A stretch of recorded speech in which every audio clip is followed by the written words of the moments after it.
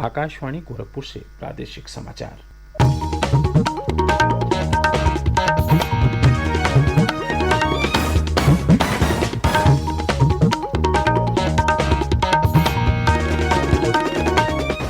नमस्कार। समाचार बुलेटिन के साथ मैं वेद प्रकाश पाठक।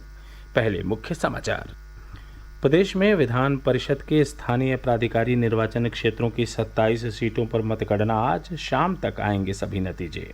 राज्य में छात्र छात्राओं को टैबलेट और स्मार्टफोन वितरण हुआ शुरू।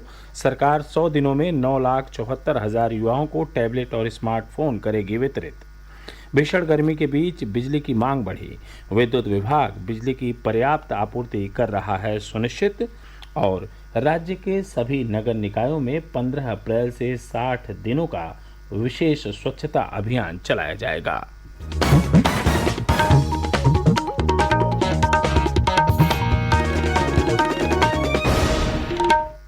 अब समाचार विस्तार से।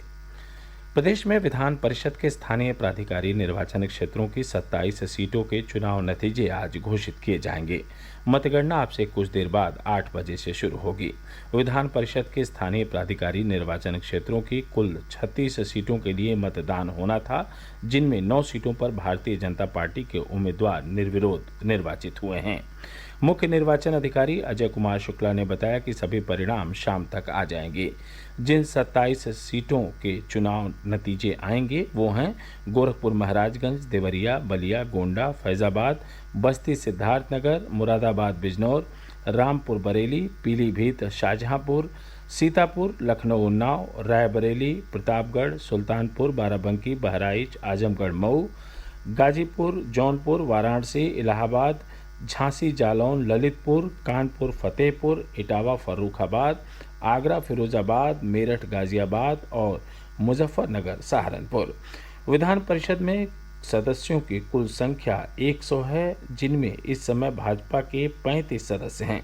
वहीं समाजवादी पार्टी के 17, बहुजन समाज पार्टी के 4 तथा कांग्रेस, अपना दल, सोनेलाल और निषाद पार्टी के 1-1 सदस्य हैं।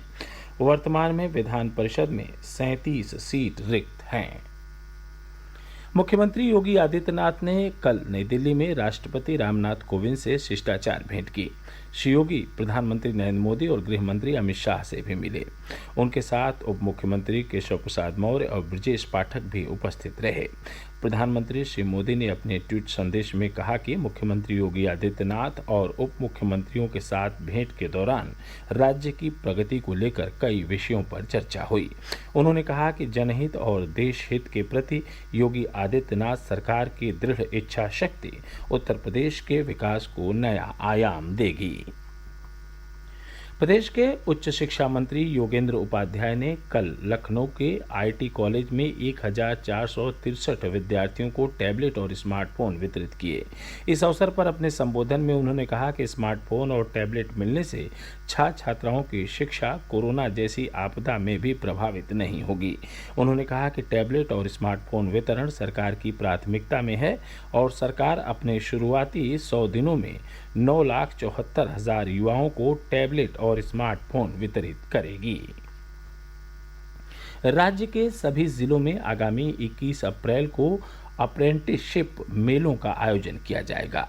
प्रदेश के व्यावसायिक शिक्षा और कौशल विकास राज्य मंत्री कपिल देव अग्रवाल ने कल लखनऊ में बताया कि ये मेले प्रत्येक जिले के नोडल आईटीआई में सुबह 10:30 बजे से आयोजित होंगे। इस आयोजन में प्रतिभाग करने की न्यूनतम योग्यता 5वीं पास होगी और प्रतिभागी की उम्र कम से कम 14 वर्ष की होनी चाहिए। इस मेले में किसी पूर्व प्रशिक्षण या अनुभव की जरूरत नहीं है। श्री अग्रवाल ने बताया कि अप्रेंटिसशिप के दौरान ही प्रतिभागियों को वातावरण अनुकूल रोजगार परक स्किल को सीखने और गढ़ने का मौका मिलेगा। व्यावसायिक शिक्षा राज्य मंत्री ने बताया कि इस अप्रेंटिसशिप मेले में प्रमुख ट्रेड्स और सेक्टर में fitter, electrician, machinist, welder, refrigeration AC technician, computer data entry operator, travel tourism operator और हॉस्पिटैलिटी शामिल हैं। प्रदेश में कोविड रोधी टीके लगाने का कार्य तेज गति से चल रहा है। राज्य में अब तक 30 करोड़ 49 लाख से अधिक टीके लगाए जा चुके हैं। इनमें से 16 करोड़ 84 लाख से अधिक टीके पहली डोज के रूप में और 13 करोड़ 40 लाख से अधिक टीके दूसरी डोज के रूप में लगाए गए हैं। वहीं 25,19,000 से अधिक एहतियाती डोज लगाई गई हैं। राज्य में 18 वर्ष से अधिक आयु के लोगों को निजी अस्पतालों में एहतियाती डोज लगाने का कार्य भी शुरू हो गया है। एहतियाती डोज केवल उन्हीं लोगों को लगाई जा सकती है जिन्हें दूसरी डोज लगे 9 महीने पूरे हो चुके हैं। प्रादेशिक समाचार आप आकाशवाणी गोरखपुर से सुन रहे हैं। यह समाचार बुलेटिन हमारे YouTube channel AIR news Gorakhpur और ट्विटर हैंडल AIR न्यूज़_GKP पर भी उपलब्ध है। राज्य में मार्च अप्रैल में ही अत्यधिक गर्मी पड़ने के कारण बिजली की मांग में उल्लेखनीय तेजी दर्ज की जा रही है। अप्रैल में 1 से 10 तारीख के बीच ही 2000 मेगावाट बिजली की मांग बढ़ी है। ये आंकड़ा पिछले वर्षों की तुलना में कहीं अधिक है। बिजली विभाग के अनुसार इस समय करीब 21,500 मेगावाट बिजली की मांग बनी हुई है, जो पिछले वर्ष इसी समय 19,837 मेगावाट थी।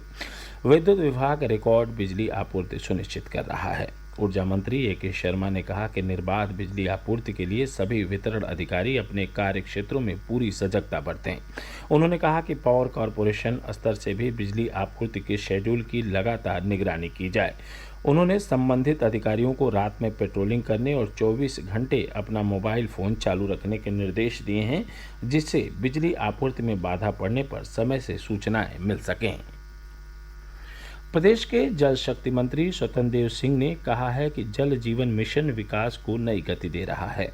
लखनऊ में कल संवाददाताओं को संबोधित करते हुए उन्होंने कहा कि पिछले 3 वर्षों में जिस तेजी से लोगों के घरों में नल से जल पहुंचा है, वो एक मिसाल है।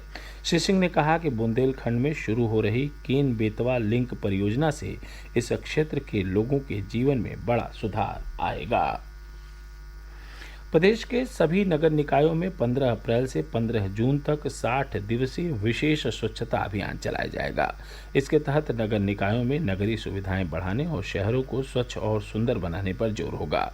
शहरों के मुख्य बाजारों, सार्वजनिक स्थलों, बस और रेलवे स्टेशन तथा पर्यटन स्थलों पर सुबह की पाली के अलावा शाम 4 बजे से 8 बजे के बीच भी साफ सफाई कराई जाएगी।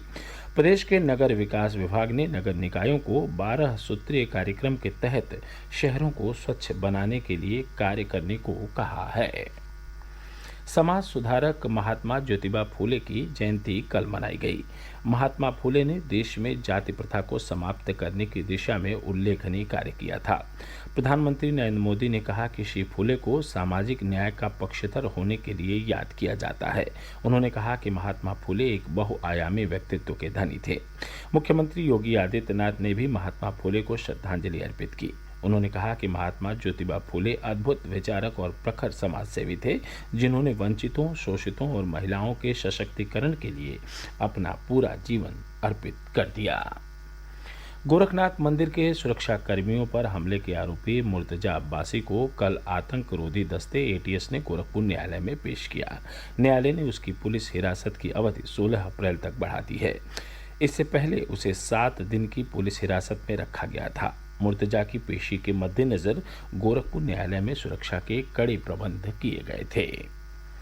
इस साल हज यात्रा के लिए 9 अप्रैल से 22 अप्रैल तक हज कमेटी ऑफ इंडिया मुंबई की वेबसाइट www.hajcommittee.gov.in पर ऑनलाइन आवेदन कर सकते हैं।